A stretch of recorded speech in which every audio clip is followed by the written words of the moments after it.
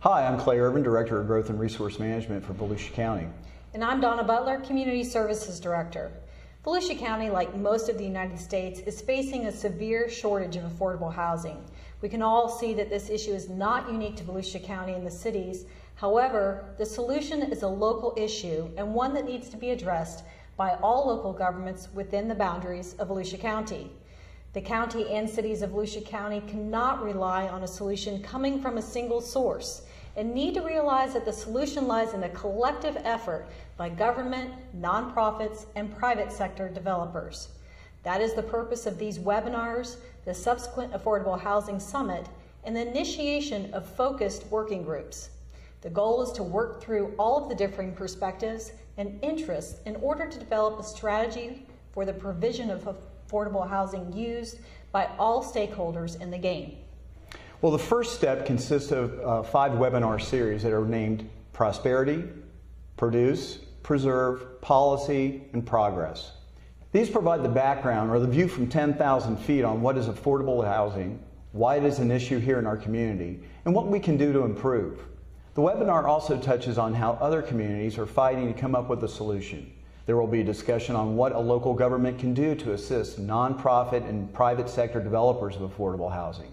Lastly, we will discuss how to fund and organize the affordable housing effort in the cities and the county, given funding opportunities from federal, state, and not-for-profit sources. The webinars provide an opportunity for the participants to gain a basic understanding of the different issues that we are all facing with attainable and affordable housing. It's important that with this first webinar, we clarify what is affordable housing and those who are impacted by the lack of affordable housing. According to the U.S. Housing and Urban Development Agency, affordable housing is generally defined as housing where the occupant is paying no more than 30% of their gross income for housing costs, including utilities. Our lower income families often experience not being able to access affordable housing, but who is actually considered a low income family? A family of 4 would be considered low income if they were making below $52,300 per year.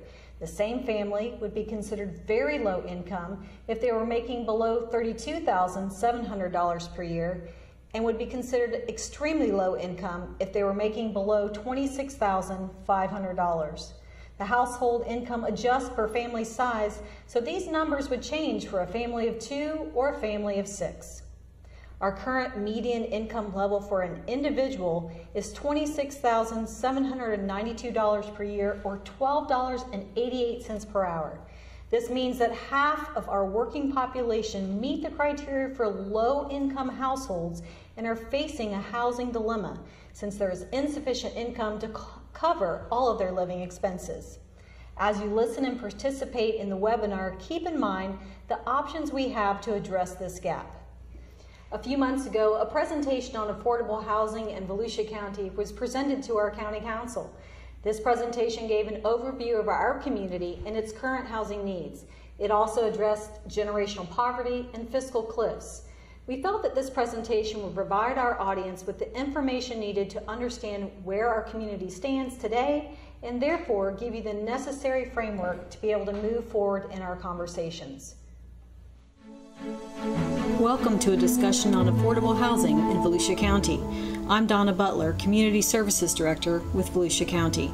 Today's conversation begins with understanding our community and the housing need, which includes understanding the generational poverty and fiscal cliffs that Volusia County residents face. Next, we will discuss what is done now to respond to housing needs in our community and where we can go from here as we look at long-term solutions and tools. Before diving into the topic of affordable housing, let's confirm the definition that we are using.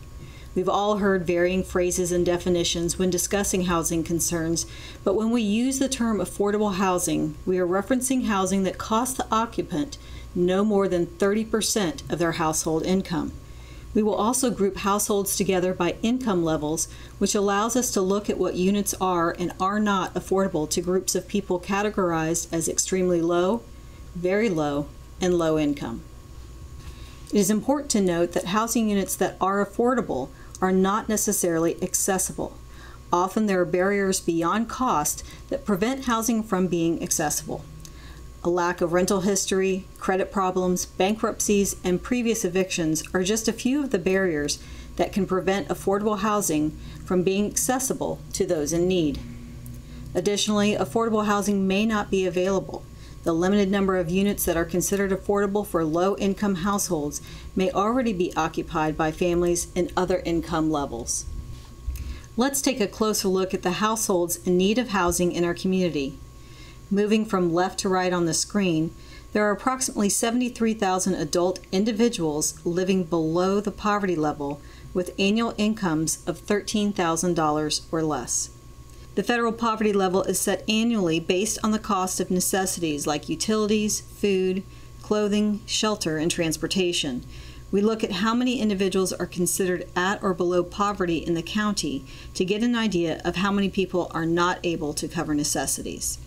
However, when discussing housing specifically, we shift to looking at households and we use area median income, or AMI, calculations rather than poverty levels. Approximately 17,000 households are in the extremely low income category with income that is 30% or less than AMI. Another 24,000 households are very low income, between 30 and 50% of AMI. Approximately 40,000 are considered low income, 50 to 80% of AMI. Using the 30% affordability rate we discussed earlier, the individuals at or below the poverty level, many of which are on a fixed income, can only afford $322 or less per month on housing. These are usually those that are elderly or disabled. For the households, we'll assume a family size of 4 as an example. Keep in mind that the income levels for area median income change depending on the family size. A family of 4 that is extremely low income makes less than $26,500 per year and can afford $663 or less per month without being housing cost burdened. This category may include those in retail, fast food, and housekeepers. A family working in customer service, maintenance, or as office clerks may be able to afford up to $818 per month with their annual income of $32,700 or less, and families earning up to $52,300 per year may be able to spend up to $1,308 per month for housing costs. We can get a more in-depth idea of what working households can afford by comparing the current fair market rent to the wages earned in the area. The fair market rent for a 2-bedroom is currently $1,050. The figure shown to the far right of each occupation represents the percentage of income that would be required to pay that monthly rent. Dark red indicates a household that would be severely cost-burdened by spending more than 40% of their income on housing, and the lighter red indicates spending between 30% and 40%. It is clear that many common occupations would be cost-burdened if faced with paying the $1,050 per month rate. The most current annualized wage data available is 2019, and that is what is shown here. The occupations shown represent approximately 23% of the total workforce in our community.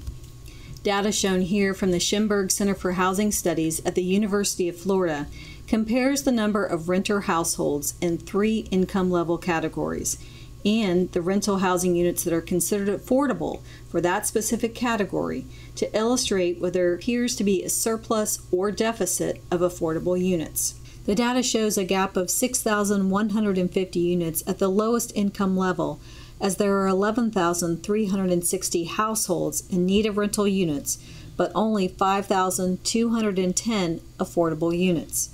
Again, there is a gap at the 30 to 50% of area median income level, as there are 10,010 renter households competing for the 4,170 affordable units. So where are these people living if there are no units for them? They are most likely living in a unit that is not affordable to them because they have no choice. At the 50% to 80% of area median income level, there appears to be a surplus of affordable units. However, it is probable that those units may not be accessible or attainable, and that they may be occupied by households from other income levels. The Florida Chamber Foundation's Prosperity Initiative started a couple years ago and looks at the poverty levels in all 983 zip codes in Florida. They found that half of the children in Florida living in poverty were in just 150 of the zip codes. The goal of the initiative is to reduce the poverty rate to less than 10%. Their focus is on the 10 root causes of generational poverty. These root causes create a cycle of poverty from which it is very hard to escape. Number 3 on the list is unaffordable and unattainable housing. A document titled Less Poverty, More Prosperity, the Florida Fiscal Cliffs Report, was recently published by the Foundation and outlines the impact of fiscal cliffs. A cliff occurs when a marginal increase in income results in a loss of public benefits, oftentimes leaving families with fewer resources as income increases. As responses or solutions are brought forward for housing, it is important that we try to build bridges instead of cliffs, or try to soften the cliff by slowly phasing out benefits to create a situation where the household is more likely to escape generational poverty. This map shows the child poverty levels in every Volusia County zip code. The rate for 32114 is 52.9%, far higher than the rates for the state and the county. Food Brings Hope founder Farouk Hosseini was asked by the Foundation to lead the 32114 Prosperity Initiative to reduce childhood poverty to less than 10% by 2030. Focus areas are education and job opportunities, affordable and workforce housing, and health and wellness. Homes Bring Hope has brought together many businesses and organizations in the community and committed to facilitate homeownership for 12 families in the year 2021. Let's look briefly at the types of programs being implemented now by the county that support rental housing and homeownership. Several grant funding sources are used to support rental housing: Home Investment Partnerships Program, State Housing Initiatives Partnership, Emergency Solutions Grant, Neighborhood Stabilization Program, and the Housing Choice Voucher Program, which is more commonly known as Section 8. These funds are either being used now or have been used recently to implement programs that subsidize rental payments or provided funds for the development of rental units. Tenant-based rental assistance, Section 8, rapid rehousing, homelessness prevention, and development and rehabilitation programs have expended over $11 million over the last 5 years and provided subsidy vouchers to 324 households. The grant sources used to assist homeowners include the Community Development Block Grant, Home, SHIP, and NSP. Over the last 5 years, more than $12 million has been expended through programs providing first-time home buyer down payment assistance, owner-occupied rehabilitation, new home construction, and the acquisition, rehab, and resale of foreclosed homes.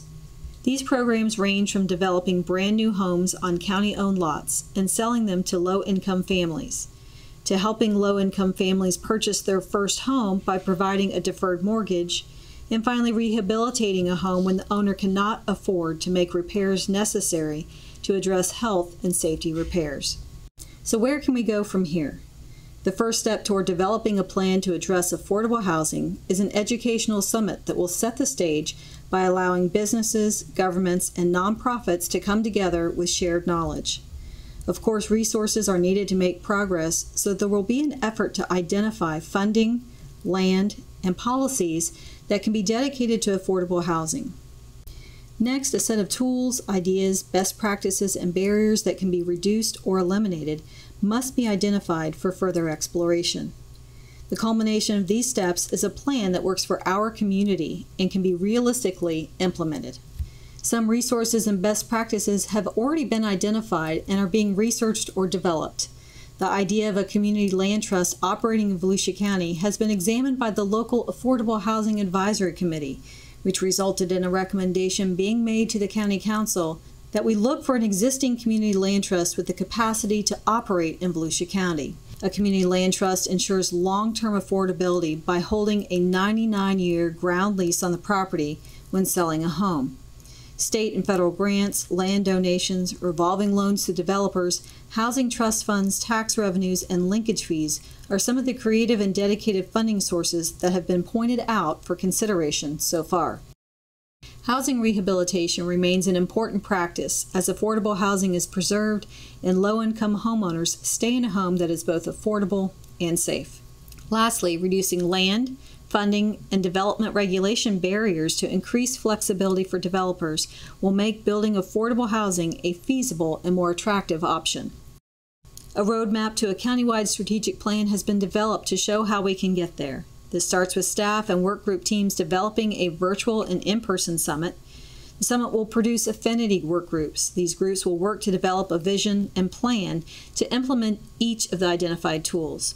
This process does not involve county staff alone. One Voice for Volusia has agreed to facilitate the process, which involves the Volusia County Council, city staff and elected officials, the Florida Housing Coalition, the Affordable Housing Advisory Committee, local developers, chamber leaders, business leaders, hospitals, economic development, housing authorities, the Department of Housing and Urban Development, and local employers.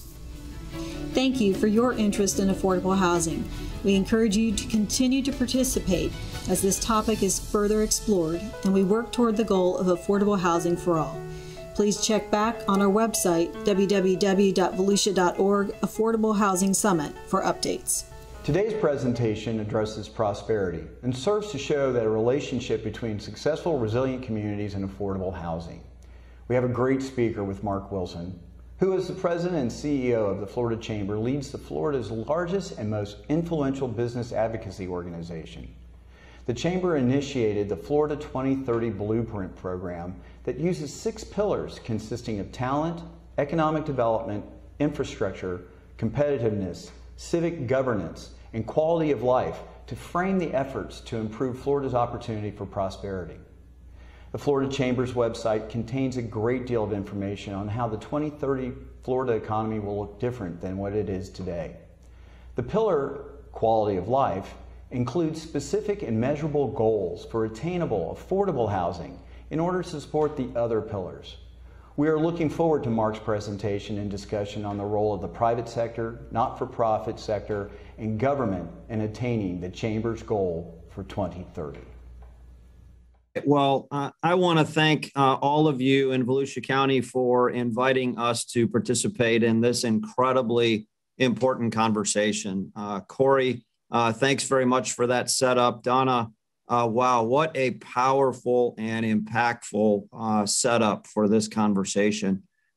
We have, when Nancy Kiefer first reached out, and then when we talked with Keith Norton about this, we were excited about this because it's our belief at the Florida Chamber that if the business community can put its head together, put its resources together, and can become more aware of what the challenges are in any given community, then by working with nonprofit leaders, with business leaders, with government leaders, there's really nothing that right here in Florida we can't accomplish. And so I just, frankly, before I get started, I wanted to congratulate all of you for taking on something that, you know, appears to be boiling the ocean. It's so big that really the only way we can do this is one bite of the elephant at a time. So thank you for raising awareness in your community to something that's going to hold the community back if you don't all get ahead of it. And I truly think this is a challenge that you have now that can, in a few years, this can go from a challenge that's holding you back to a competitive advantage that, as Corey said, improves the quality of life. But for what Nancy Kiefer does and what Keith does, this can actually become a competitive advantage for Volusia if you do the right things now and begin to turn the tide on these issues. So we have put together a short presentation. It'll be available for anyone who wants it. And I'm so encouraged that you're going to do a 5-part series where you're going to look at 5 different components of this. If you only hear me say one thing in the next 15 or 20 minutes, it would be that there's no one silver bullet. There's no one solution to affordable workforce housing. And I will tell you, this issue is bigger than housing. I want to make the case to you today that, you know, job opportunities and job skills and crime and safety and food security and transportation, these are all connected together. And I want to make the case to everyone that's participating today that if you want long-term solutions on affordable workforce housing, We have to make sure that we're not doing this in a vacuum. We have to make sure we're looking at everything that's part of the 10 root causes of generational poverty. So with that said, again, very excited to be here. Can't thank you enough. And what I'm going to do is I'm going to walk through a very big picture, where we are and where we see this going. So big picture, I want to remind everybody statewide, Florida is working on the Florida 2030 blueprint. And you don't need to know what it is, but here's what the goal of where we're trying to take Florida from the private sector's perspective in working with state and local government. We have, right now, if Florida was a country, we would be the 17th largest economy in the world. Our goal is to become the 10th largest in 10 years. If we want to do that, the research says there's 39 things we had better work together on to get right. We don't have time to go through them today, but I want to talk to you about affordable workforce housing and prosperity. They go hand in hand, and we cannot grow Florida's economy if we don't solve this. Just for context, and I'm going to talk specifically about Volusia here for most of my time, but Florida expects 4 million more residents in 10 years. 2 million new jobs need to be created. By the way, about 500,000 of them are to recover from COVID. So we're still down about 500,000 jobs since pre-COVID. So you add them into another 1.5 million, that's where we get 2 million. We're going to see 50 million more visitors to our state, and we're going to have about 3 million more drivers or vehicles on our roads in just 10 years. So be thinking about that in the big picture. I mentioned 39 goals on the right side over here. You'll see there are 6 pillars on this page. Corey talked about the quality of life pillar on the right side. One of our 39 goals is to cut childhood poverty in half by 2030. And folks, if we don't solve our affordable workforce housing challenge in Florida and in Volusia, there's no chance in the world we're going to accomplish this goal. So again, count us in, wind at your back. You have to be successful, and we want to help you with that every way we can. Just give me a second here on the technology side. All right, couple quick key things here. This is right off the Florida scorecard. Over the last 5 years, Florida's created 1 out of every 11 new jobs in the United States. And so for people who are trying to understand affordable workforce housing, it doesn't compute, right? Like, how have we created 1 out of every 11 new American jobs in the last 5 years? But at the same time, we have 3 million Floridians in poverty, and we have so many people that cannot afford the housing in the communities for which they work. Big number here. I've circled a few things and then I want to move fast. Big number here. In Florida, we have 829,000 kids living in poverty right now. I'm going to give you your Volusia numbers in a moment. Look at the top right number here. We currently have more jobs that are open that are looking for people to fill them than we have people that are actively looking for jobs. So we not only have an affordable workforce housing crisis, we actually have a workforce crisis. We have more jobs than people looking for work. And it's something that we all have to keep in mind. The two go together. The third area I've circled there on a statewide basis, I want you to look at that. 52.9% of Floridians are in a housing cost burden situation. That means, and we appreciate the definition earlier, we believe in it. We think it's a good one for you to have. But statewide, about 53% of Floridians are in fact in a situation where more than 30% of their household income goes to housing. And if you look at the other number there, about 27% of Florida is in a situation where more than 50% of their income goes to housing. So I want you to know this is not a uniquely Volusia situation, but Volusia is in a unique situation in that you can help Florida lead its way out of this. You can, in fact, learn from other places, but you also can set the pace for the rest of us to follow, which is why we're obviously going to be wind at your back. Here's a couple of Volusia County numbers. Donna mentioned the scorecard earlier. You can go to the floridagapmap.org or you can go to the floridascorecard.org. But bottom line, you're going to add as many as 82,000 residents in the next 10 years.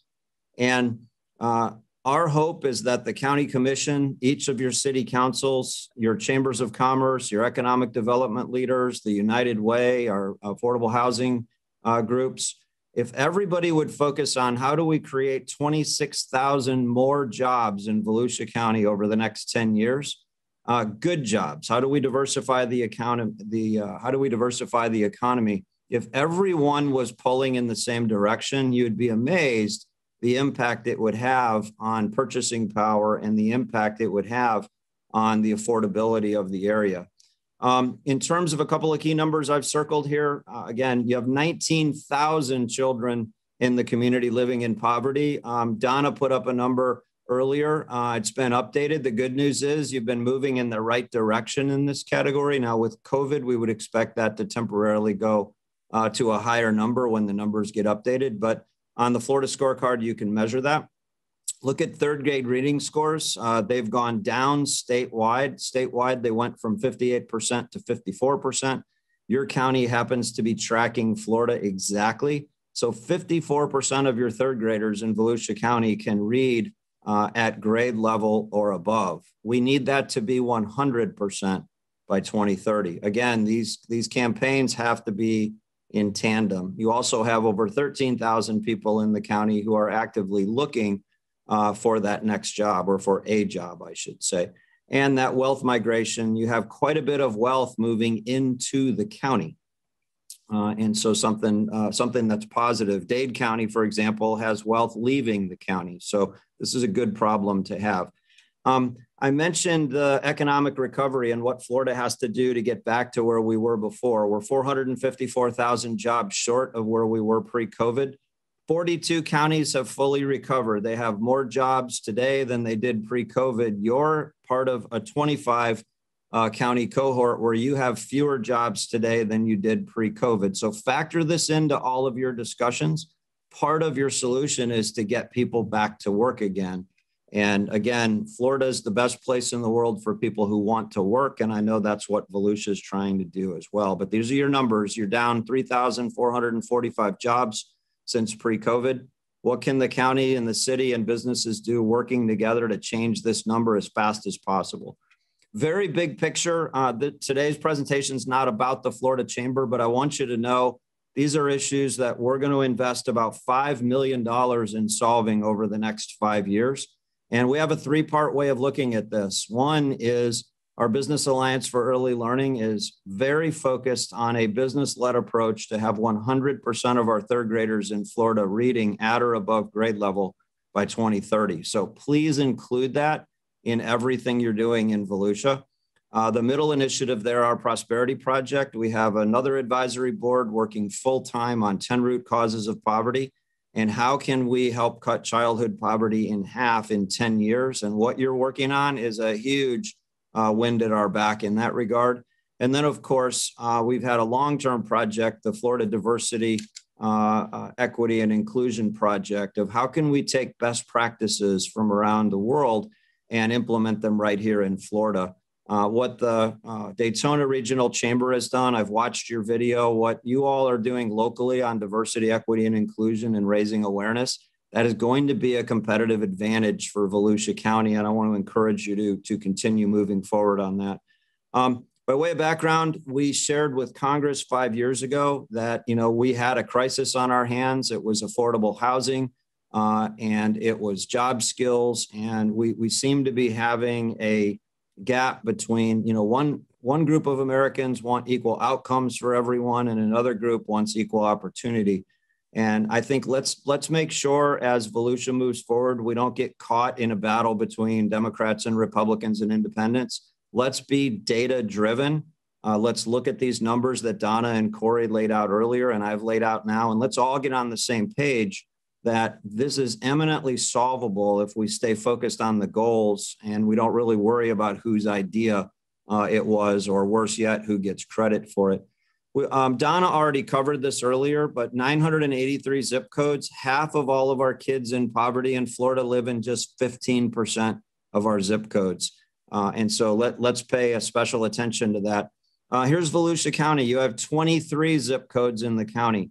Our dream here would be to have 23 different businesses adopt a zip code, right? So imagine if the county and the cities could look to 23 different employers and say, look, we're going to take ownership of changing outcomes of what happens in our particular zip code. And I just want to point out to everyone, we gave you some county-wide numbers. You've got 19,000 kids in poverty in your county, but the zip codes are very, very, very different. Look at your 32114 versus 128, right? Look at the number of kids in poverty. Look at the percentage white, black, Hispanic. So whether we're talking brown, black, white, the bottom line is everybody matters, and don't get lost in averages. A county like Volusia is big. You've got over 500,000 people, and not all of your zip codes are created equal. You may need to put extra focus on 32114 and 32128 may have a different set of solutions. And again, our encouragement would be, don't view this as a countywide project. The county's too big. Reform, whether it's housing, whether it's prosperity, this best happens at the neighborhood level or at the zip code level, and would encourage all of you in Volusia to be thinking about breaking this into 23 bite sizes.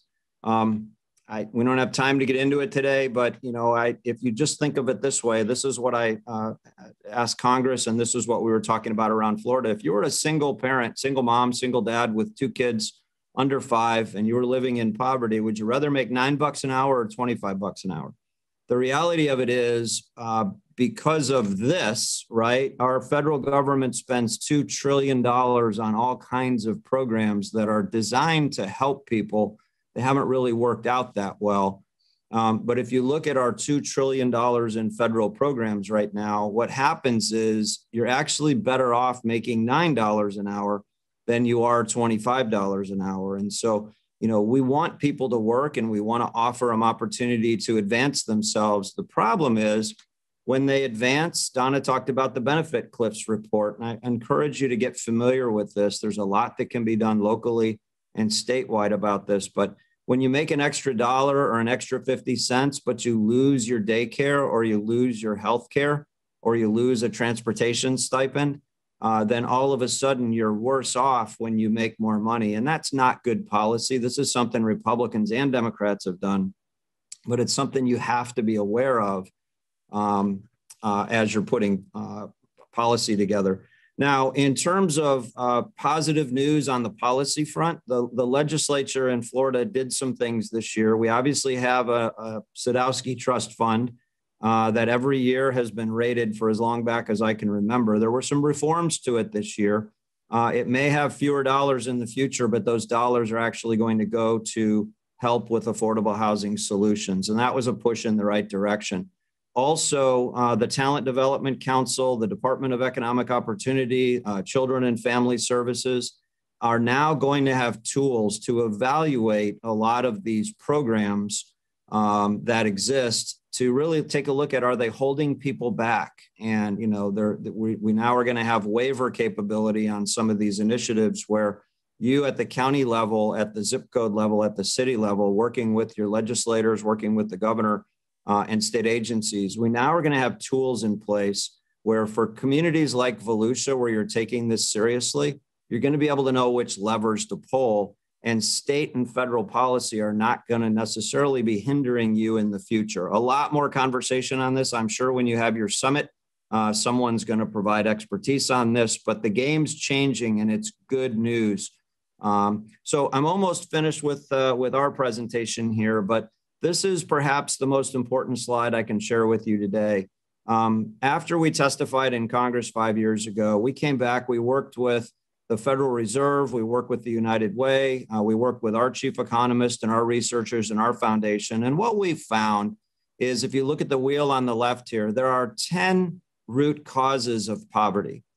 This can send you into poverty and it can keep you from getting out of poverty. And you'll notice there they range from job opportunities to justice and safety. Look at number 3 there, housing. And if, again, I said this earlier, but if you only heard me say one thing today, you cannot only think about housing. If you solve your housing challenge, but you don't solve your workforce skills gap, if you don't solve your diversification of the economy and job opportunities, I might be a registered nurse on one side of the county, but if I can't get to the hospital on the other side of the county, then transportation is what's holding me back.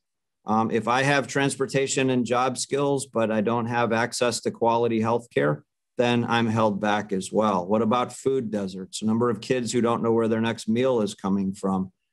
So you have to look at all 10 of these root causes, and a housing solution without incorporating all 10 of these is not going to be as effective.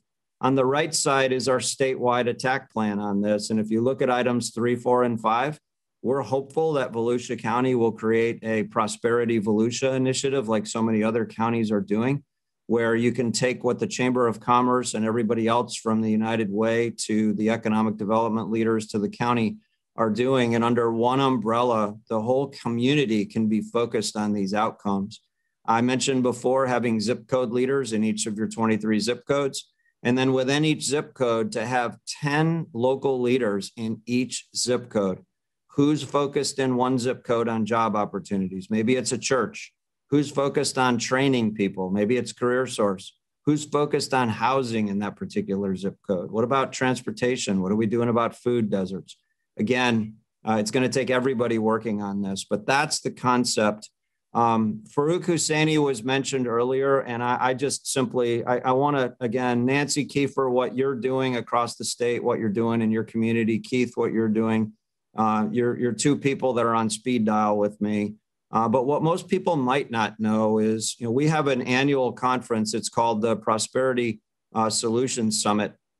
And we focus on equality of opportunity. And a few years ago, we invited Farouk to come share what Volusia is doing. And she talked about Hope Place. And it had such an impact. It was a promising practice that other people thought could be replicated in other parts of Florida.